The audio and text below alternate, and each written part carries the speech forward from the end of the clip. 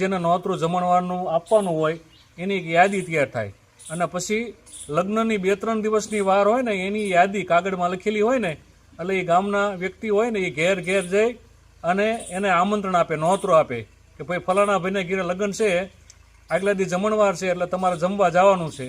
એકનું હોય તો એકનું કે, પાઘડી બંધ હોય એટલે પુરુષોને જવાનું ને હાગમટેનું કે, એટલે બધા નક્કી કરે કે આપણે આ દિવસે જમવા જવાનું છે. આપણી એવી પ્રથા હતી. પછી જે દિવસે જમણવાર હોય ને તે દી એની એક મજા હોય, જાન જે આવી હોય ને એ જાન પરણી લે, હસ્તમેળાપ થાય એટલે પાછા વાતે ગાતે ઉતારે જાય એટલે વરી પાછા એને બોલાવા આવે કે ભાઈ હાલો જમવા, એટલે વરી પાછા ઢોલ સાથે વાતે ગાતે જમવા જાય. પહેલાં જાન જમે, પછી માંડવાના જમે, મહેમાન ને એ બધા જમે અને પછી ગામની નોતર એટલે વરી પાછું જેને આમંત્રણ આપ્યું ને કાગળની ઘેરે ઘેરે સાયકલ લઈને બોલાવા જાય અને પછી ત્યાં સુધી ઓલા રાહ જોઈને બેઠા હોય. અને એમાં જો કોઈ રહી જાય તો એ નહીં કે ભાઈ આપણને બોલાવા તો આવ્યા નથી એટલે જમવા ન આવે. એટલે આ બધી આપણી પરંપરા હતી.